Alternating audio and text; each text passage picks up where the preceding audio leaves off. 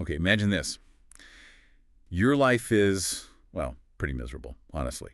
Then suddenly, bam, a secret, magical truth just completely turns it upside down. Well, That's basically the starting point for Harry Potter and the Sorcerer's Stone, right?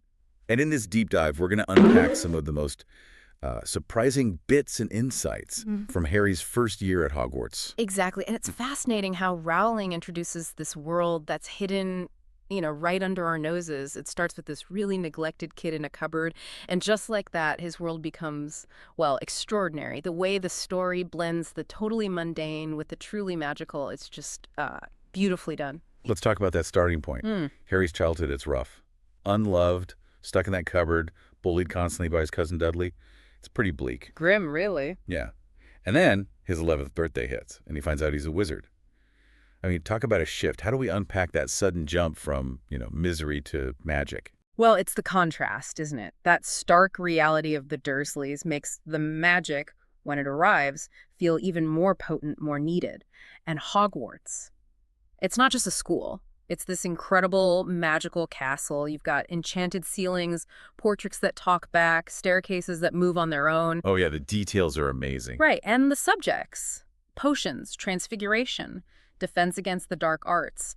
It's more than just learning spells. It's Harry finding his place, his potential, really, even coming from absolutely nothing. He doesn't find that place alone, which I think is key. He very quickly makes friends with Ron Weasley. Brave, loyal Ron. Exactly. And Hermione Granger, who's just incredibly smart and resourceful. Yeah. So how do these three actually navigate this first year? I mean, they're learning to fly broomsticks, which is cool enough, but then they stumble onto this huge mystery about the Sorcerer's Stone. It's really about how their strengths complement each other, isn't it? Ron's got the loyalty and maybe the street smarts of the wizarding world. Hermione has the book smarts and the logic. And Harry, Harry's often the heart, the courage, maybe the intuition that pulls them together. They're not perfect, they argue, they make mistakes, but they figure things out together.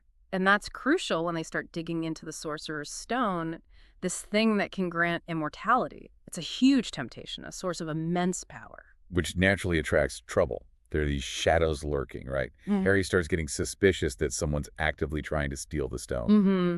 And that suspicion inevitably leads back to the biggest shadow of all. Lord Voldemort. Exactly. The dark wizard who terrorized everyone, killed Harry's parents, and then just disappeared after failing to kill Harry himself as a baby.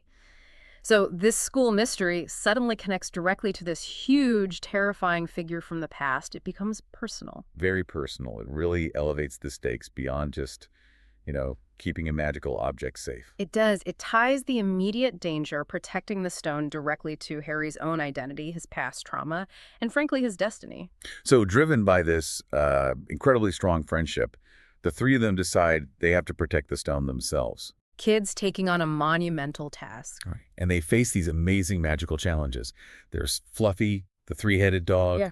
the devil's snare, the flying keys, and that incredible life-size game of wizard chess. Ron really shines there. He does. Each challenge pulls on a different strength from one of them. It shows how they've learned to work as a unit. Yeah. And then there's that betrayal. It really throws a wrench in things and reminds you that even in a world of magic, human flaws like greed are still very real. Absolutely. So Harry eventually comes face to face with the person trying to steal the stone, and he gets, well, the truth about his past, his parents, and this incredibly powerful love that actually saved his life. And it becomes crystal clear, even though he's just a first year, Harry is no ordinary kid. What this first story really does is set the stage for everything to come. But just on its own, it's this powerful celebration of friendship, of finding your courage, and realizing that magic, real magic, can pop up in the most unexpected ways and places. So, thinking about all this, what does Harry's first year really teach us? Maybe about the incredible paths that can open up when we, start to embrace who we really are, especially when those unexpected friendships turn out to be our biggest source of strength, even when we start from, well, a cupboard under the stairs.